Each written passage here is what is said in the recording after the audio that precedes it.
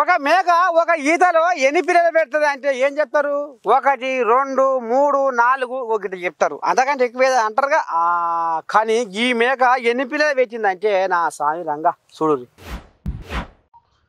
ఓని ఇచ్చంత్రం చల్లకుండా కాదు నాయన, లోకం మీద ఎన్ని ఇచ్చంతా జరగబట్టే రాను. ఓ అమ్మ చూస్తున్నారులా, మహబూబాబాద్ జిల్లా మరిపేడ మండలము చిల్లంపల్లిలా వీళ్ళకు ఏకంగా ఒక మేక.